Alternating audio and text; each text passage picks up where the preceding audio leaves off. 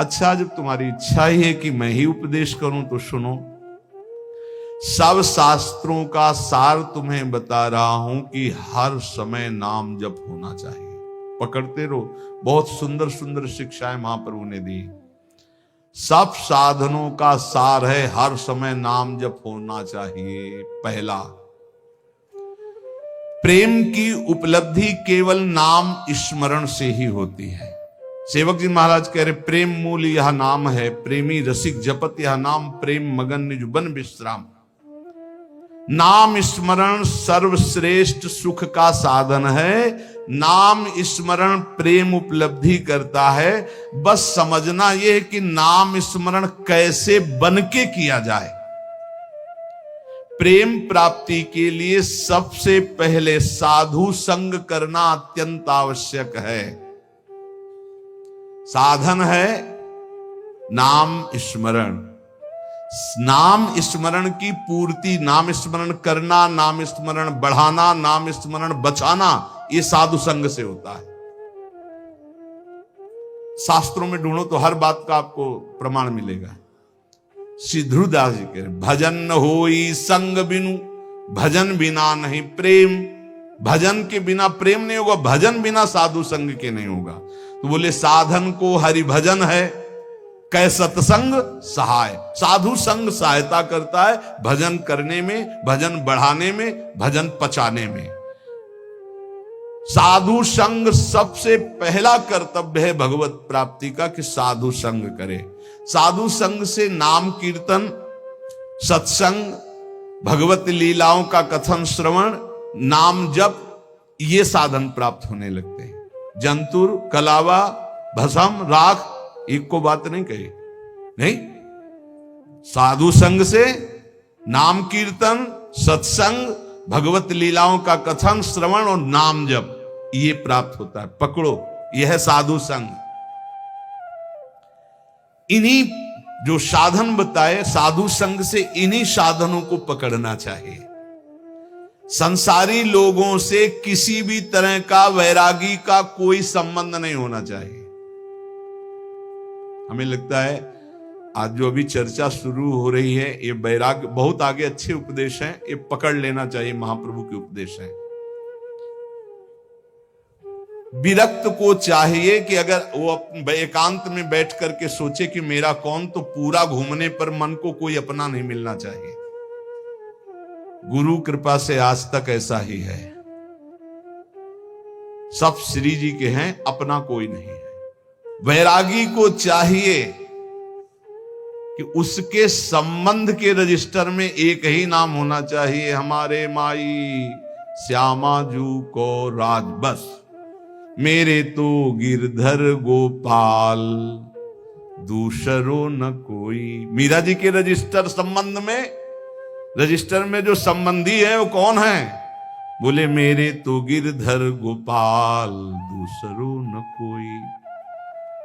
और ये संबंध पुष्ट कैसे होता है? बोले साधु संग से।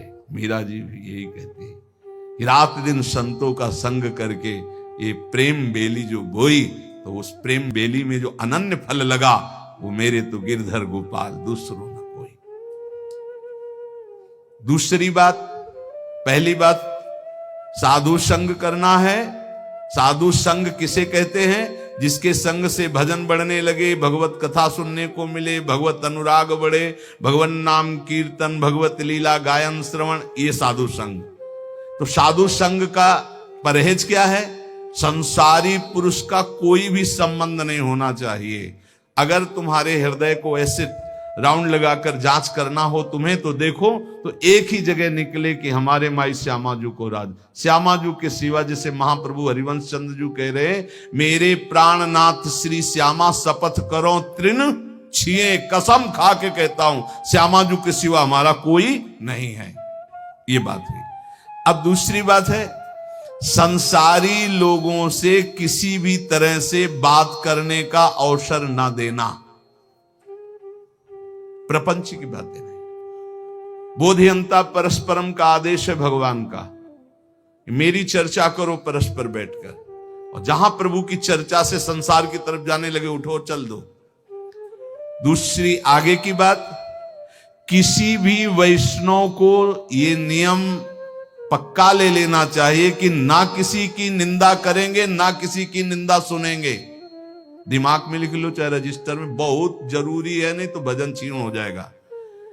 महाप्रभु कह रहे हैं ना किसी की निंदा करेंगे, ना किसी की निंदा सुनेंगे, ये नियम ले लो। बड़े बड़े ऋषियों ने इस बात के लिए सावधान किया है कि दूसरे की निंदा नहीं करनी, दूसरे की निंदा नहीं सुननी। इन बातों का सदा ध्यान रखते हुए बचना कि कभी किसी की निंदा मत कर देना। दूसरों के गुण दोषों का कथन करने वाला उपासक बहुत बुरी तरह भ्रष्ट हो जाता है। यदि कुछ कहना है तो कृष्ण चर्चा करो, भगवत चर्चा करो, कभी किसी की चर्चा मत करो, प्रभु की चर्चा के सिवा, नहीं तो निंदा होने लगेगी, अपराध बन जाएगा। डरो तब सुख हरिवंश गुण नाम रसना रटत और बहुवचन अति दुखदानी। कोई कितना भी अवगुणी हो उसके अवगुणों की चर्चा मत करो। तुम्हें तो अपना हृदय निर्मल करना है। तेरे भावे जो करे भलो बुरो संसार, नारायण तू बैठ के अपनो भवन बुहार।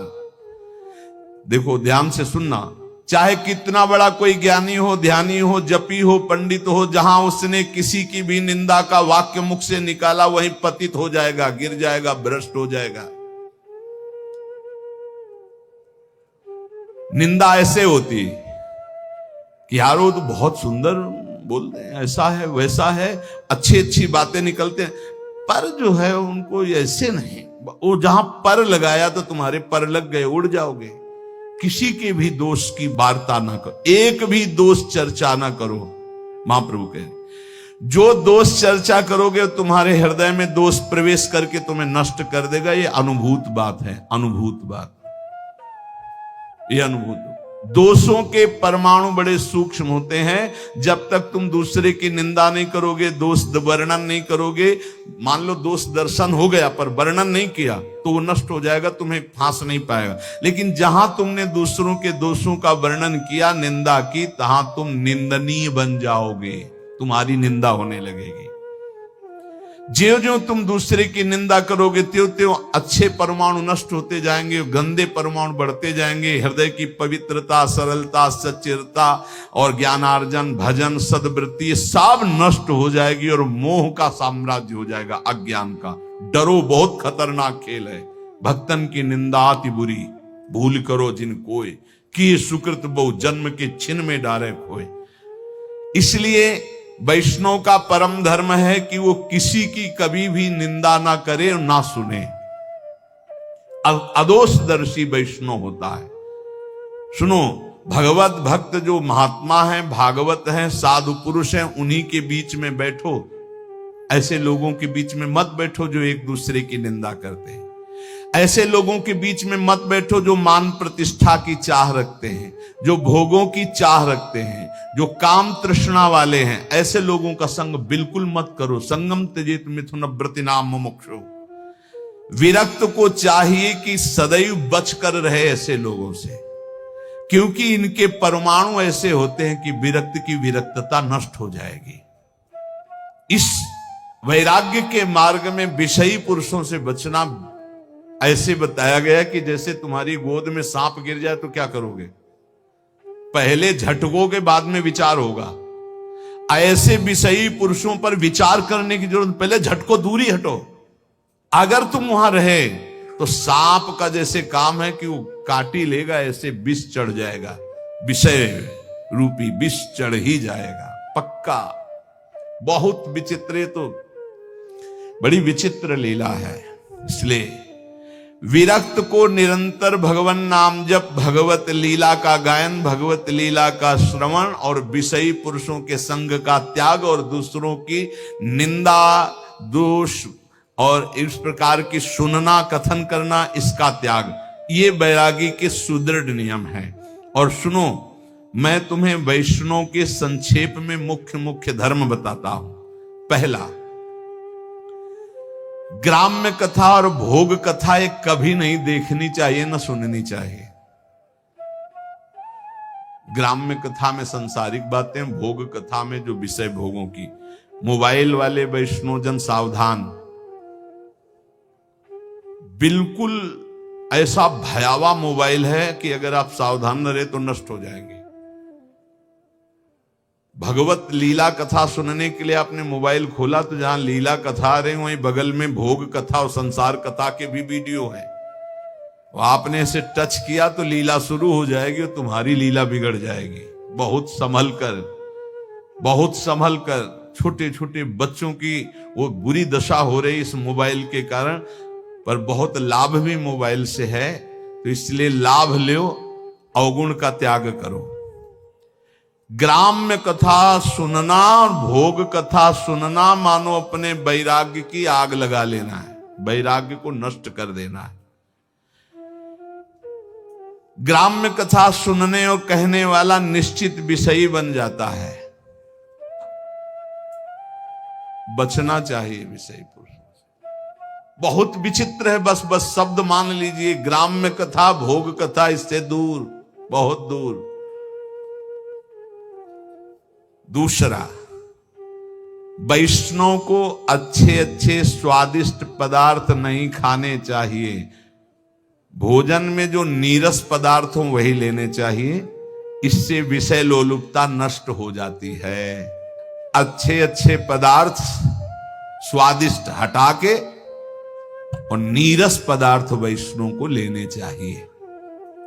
ऐसे पदार्थों के खाने से विषय भोग की कामना बढ़ती है, महाप्रभु चैतन्य देव कह रहे। तीसरा, अच्छे चमकीले कीमती स्वच्छ वस्त्र वैरागी को नहीं पहनने चाहिए। संतों से हमने गुरुजनों से सुना कि कभी दोनों कपड़े नीचे ऊपर के नए नहीं होने चाहिए, एक पुराना एक नया। अगर नीचे का नया है तो ऊपर का पुराना। शब्द देख लो, कह रहे अच्छे कीमती वाले, चमकीले, लप लप एकदम नहीं, और स्वच्छ नहीं, मलिन। मलिन वस्त्र, कम पैसे का वस्त्र, पुराना वस्त्र। अगर फट रहा है एक बदल सकते हो, एक पुराना। ऐसी रहनी से रहना चाहिए। अच्छे चमकीले स्वच्छ महंगे ये वस्त्र नहीं होने चाहिए बैरागी के। ये साधक को, बैरागी साधक को नहीं पहनने चाहिए। चौथा, कोई भी तुम्हारा सम्मान करे तो तुम उसे स्वीकार मत करो।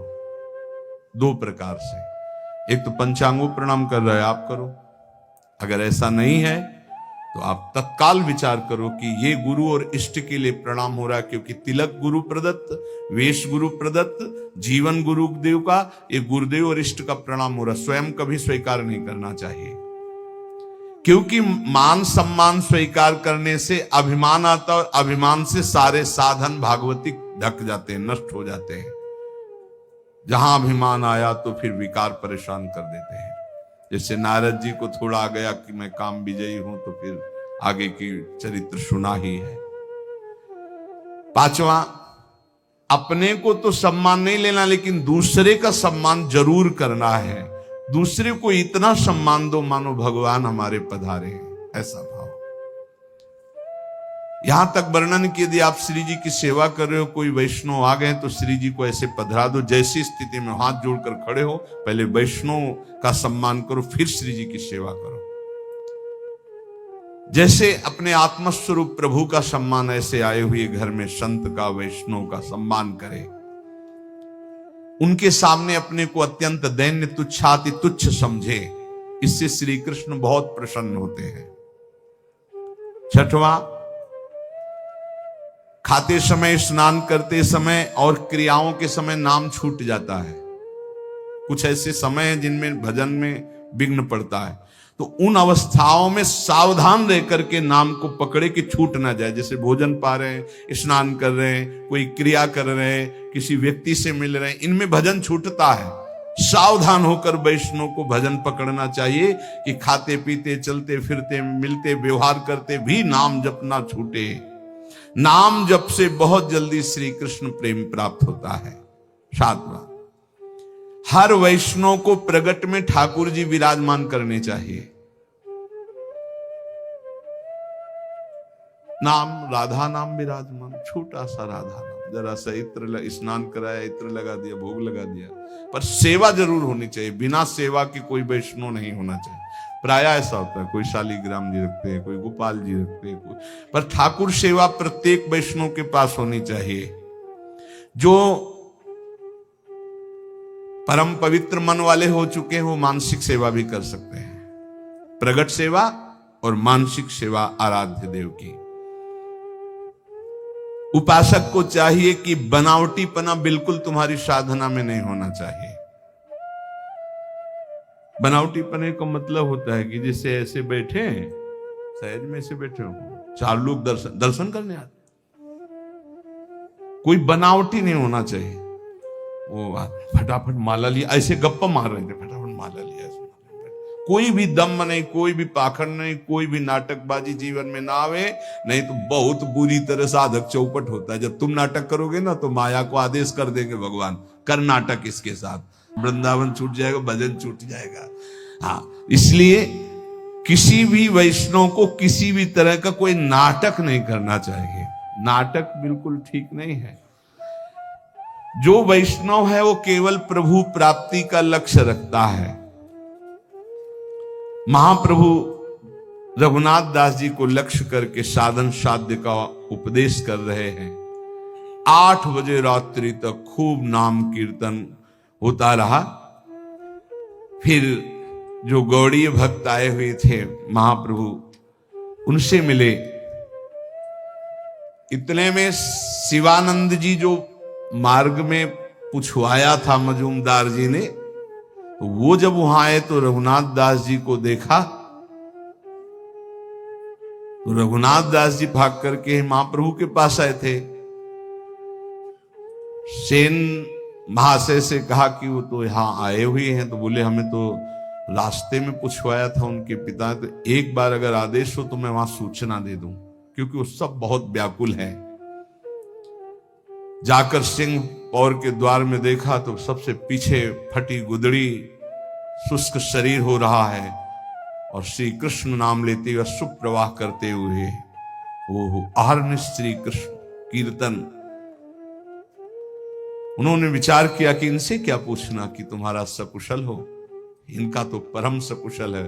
सकुशल तभी माना जाता है जब भगवान का चिंतन होता है। जैसे आजकल लोग पूछते हैं कुशल मंगल, बोले हाँ सब कुशल मंगल, तो कुशल जानते किसे कहते हैं? तब लगी कुशल न जीव कहूं, सपने हूं मन विश्राम, जब लगी भजत न राम कहूं, शोक धाम तज काम।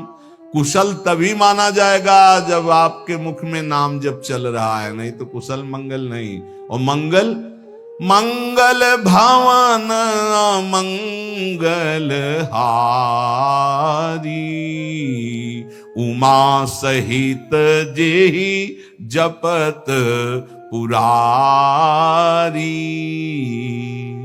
मंगल भवन भगवान का जो स्वयं उमा सहित भगवान शिव नाम जप करते हैं। यदि नाम जप नहीं हो रहा तो कुशल मंगल नहीं तुम्हारी। और बोले कुशल मंगल, बोले सब कुशल मंगल, पर पंच करते हुए कुशल मंगल, नाम जप करते हुए। सेवक ने तत्काल पत्र लिखा, शिवासेन ने पत्र भिजवाया जगन्नाथपुरी से कि आपका पुत्र निश्चिंत रहिए, महाप्रभु की कृपा से यहां विराजमान है, पर जो स्थिति है वो तुम सह नहीं पाओगे। रघुनाथ दास सिंह पौर द्वार पर खड़े होकर भिक्षान जो मिलता है उसी को पाते हैं, और किसी से कोई और सुख सुविधा नहीं लेते। जब उनके माता पिता के पास पत्र पहुंचा तो हाय हाय मच गया कि अरबों खरबों की संपत्ति और बेटा भीख मांग रहा है सिंह पौर द्वार पे। माता तो मूर्छित हो गई है सुन करके कि कैसे मेरा रघु जीता होगा। पिता ने अपने पुत्र के लिए तत्काल 4 रसोई, नौकर, सब 400 स्वर्ण मुद्राएं साथ में जाओ रोज रसोई बनेगी, अच्छे से अच्छे पदार्थ मेरे रघु को। अगर वो बैरागी बन के रहना चाहता है तो ऐसे रहे। हर माता पिता की ऐसी व्यवस्था। रसोईया जगन्नाथपुरी आया, 400 स्वर्ण मुद्राएं और कई रसोइये, कई नौकर। अब सुविधाजनक सुंदर भोजन बनाकर, और सेवक ने कहा कि 400 स्वर्ण मुद्राएं भी लाए हुए रघुनाथ दास जी से कहा आप सुखपूर्वक रहे। रघुनाथ दास जी ने कहा एक भी मुद्रा नहीं। रघुनाथ दास जी ने सोचा जब रसोईया आया है तो ये सुंदर भोग बनाकर महाप्रभु की सेवा हो जाए। महाप्रभु से प्रार्थना की। महाप्रभु ने उनके पिता परम वैष्णव है ये जानते हुए थोड़ा प्रसाद स्वीकार किया। पर रघुनाथ दास जी प्रसाद वहीं पाते, सिंहपौर वाला जो मिलता, अपने पिता के द्वारा भेजी हुई सुविधा को नहीं। महाप्रभु की सेवा 8 दिन तक ये रसोईया बलाता। रघुनाथ दास जी ने फिर विचार किया कि महाप्रभु को ये सुख सुविधाएं पसंद नहीं। खुद उपदेश किया था, जब मैंने सब कुछ त्याग दिया है तो फिर मेरा कुछ है ही नहीं, तो मैं क्यों महाप्रभु की सेवा के लिए अपने पिता की संपत्ति का प्रयोग करूं। महाप्रभु तो हमारी प्रसन्नता के लिए स्वीकार करते हैं। 8वें दिन ही कहा रसोईया से अपने सभी उठाओ और वापस हो जाओ। अब वो तो बेचारे सेवक सब वापस कर दिया। आप विचार करो कैसा वैराग्यमय जीवन है। प्रभु ने कहा स्वरूप ठीक किया रघुनाथ ने। ध्यान रखना, ये विषयी लोगों का अन्न खाने से रजोगुण की वृद्धि होती है। उनके धन में ममता के परमाणु रहते हैं। महाप्रभु चैतन्य देव कह रहे हैं घर वालों के धन में ममता के परमाणु रहते हैं। संसारी लोग कामना शून्य होकर तो अपने जामाता को भी नहीं खिलाते, औरों की तो बात क्या। मलिन बुद्धि वालों का अन्न खाने से कभी कृष्ण नाम जप नहीं होता, कृष्ण नाम कीर्तन नहीं होता और श्री कृष्ण प्रसन्न नहीं होते। जहां तक हो सके इन विषयी पुरुषों के अन्न से बचना चाहिए। रघु ने ठीक किया। आज तक में जो जाता था केवल प्रेम संकोच के कारण जाता था। बड़ा अच्छा किया, बहुत सुंदर किया। रघुनाथ का त्याग और वैराग्य प्रशंसनीय है, महाप्रभु ने कहा। रघुनाथ दास जी ने अब वहां भी मांगने के खड़े होना बंद कर दिया, क्योंकि लोग परिचित हो गए थे कि इतने बड़े धनी मानी के। तो स्वादिष्ट स्वादिष्ट पदार्थ खरीद कर रघुनाथ दास जी को देने लगे थे। भिक्षा लेना बंद कर दिया। एक क्षेत्र में जाते जहां अन्न बंटता था, दाल और महाप्रसाद ही बंटता था केवल, तो सायंकाल जाते जो बचा खुचा होता वहां से ले आते थे। महाप्रभु ने कहा रघुनाथ दास अब सिंह पौर पर नहीं खड़ा होता, क्योंकि दर्शन करके आते तो दिखाई नहीं देता, तो कहां से प्रसाद पाता है। तो उनका प्रभु अब वो एक क्षेत्र में जाते हैं और वहां से बचा हुआ दाल और महाप्रसाद ले आते हैं और उसी को पा लेते हैं। प्रभु ने संतुष्टि पूर्वक कहा ये सर्वोत्तम कार्य किया। सिंह द्वार पर भिक्षा की लालसा से हर व्यक्ति का मुख देखने की इच्छा होती कि ये दे दे, शायद ये दे दे। अच्छा किया। महाप्रभु ने जो कहा वो शब्द ये है कि इस तरह से वृत्ति रखना वैश्यावृत्ति कहलाती है। ये व्यक्ति आ रहा कुछ दे देगा, ये व्यक्ति आ रहा कुछ दे देगा, ये व्यक्ति आ रहा है, नहीं। मुख में नाम और चित्त में दूसरे का चिंतन बिल्कुल ठीक नहीं। जिसका नाम उसी का चिंतन। अच्छा किया उसने। एक बार चला जाएगा, क्षेत्र से ले आएगा, भजन करेगा, अच्छा है। स्वरूप गोस्वामी जी रघुनाथ दास जी को बताया कि महाप्रभु ने बहुत अच्छा कहा है। रघुनाथ दास जी ने सोचा फिर कुछ गड़बड़ी है। एक बार हम ये कह रहे थे कि जब गुरुजन प्रशंसा करें तो एकांत में बैठकर तुम रोना कि कोई तुमसे अपराध बन गया क्या कि तुम्हारे गुरुजन प्रशंसा कर रहे हैं। ये बात ध्यान रखना। बहुत प्रवीण थे रघुनाथ दास जी ने सोचा कुछ तो अभी त्रुटि रह गई। फिर रघुनाथ दास जी ने क्षेत्र जाना बंद कर दिया। अब रात में जो महाप्रसाद फेंक दिया जाता जिसे गाय भी नहीं पाती थी, ऐसा उस महाप्रसाद को रात्रि में उठा के लाते जो ऐसे, फिर उसे जल में डाल करके जो सड़े सड़े चावल वो हटा देते, फिर ऐसे इतना नहीं, बस उतना पाते रात दिन भजन। एक दिन महाप्रभु ने पूछा कि तुम्हारा रघु बहुत दुबला हो गया, तो बोले क्षेत्र से भी त्याग कर दिया भोजन लाना। अब वो है महाप्रभु ने कहा इतना सुंदर अमृत अकेले अकेले पता है, अब निमंत्रण नहीं करेगा मेरे को, मुझे जाना पड़ेगा।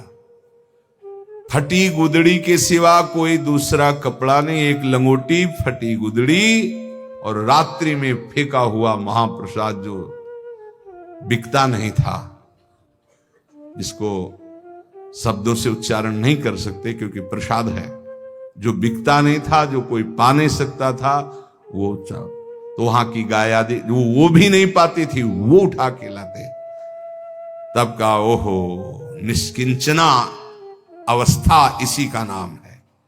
जो जिह्वा को संयम में कर लेता है, जो सहनशील है, जो तितिक्ष है, वही बैरागी है। महाप्रभु ने कहा पेट रूपी गड्ढा केवल पाटना है, बस ये नहीं देखना क्या पा रहे हैं, रूखा सूखा जो मिला, थोड़ा भूख शांति की, फिर नाम जप में लगे हुए हैं। इसमें नहीं लिखा वो सड़ा हुआ कोई कैसे पा सकता है प्रसाद जो गाय भी नहीं पाती थी। महाप्रभु एक दिन गए रात्रि में, पता लगा लिया कै बजे पाते हैं, और पीछे से जब वो पा रहे थे तो आंसू बहाते हुए कृष्ण कृष्ण नाम जप करते पीछे से गए, ऐसे रज के पात्र में जो ऐसे लिया महाप्रसाद का, इतना स्वादिष्ट अमृत तू अकेले। बोले महाप्रभु आप मत पाना, हमने पहले पा लिया है, ये आपके पाने के योग्य नहीं। बोले ऐसा अमृत का निषेध करता है, अकेले अकेले कहीं ऐसा अमृत पाया जाता है। महाप्रभु आज मुझे श्री कृष्ण प्रेम प्राप्त होगा, क्योंकि ये रघुनाथ दास जी एकदम हाय हाय करने लगे। प्रभु रघुनाथ हमें शिकायत रहेगी कि तुमने ऐसे अमृत का निमंत्रण नहीं किया और हमको जबरदस्ती आके पाला पड़ा। चरणों में गिर गए, कहा प्रभु ये आपके योग्य नहीं था, आपने ऐसा क्यों किया, आपने मुझे महापापी बना दिया, क्योंकि आपने उपा रहे थे रघुनाथ दास जी। प्रभु पाते हुए उल्लसित होकर के कहा रघुनाथ आज तुम पतित पावन हो गए, दूसरों को पावन करने वाले बन गए, और हृदय से लगा लिया। इतने में आवाज सुनकर सब परिकर आ गया, सबने देखा है महाप्रभु चैतन्य देव ने कहा सच्ची बताऊं रघुनाथ, आज तक इतने पदार्थ खाए वो स्वाद नहीं आया जो आज मुझे आया। जैसे सुदामा के तंदुल में श्री कृष्ण, सबरी के बेर में भगवान श्री राम, और विदुरानी के केले के छिलके द्वारिकाधीश, ऐसे रघुनाथ दास जी के उस चावल को महाप्रभु पा करके कहते महाप्रसाद, आज तक इतने व्यंजन पाए वो स्वाद नहीं आया जो आज मुझे स्वाद आया। आज मैं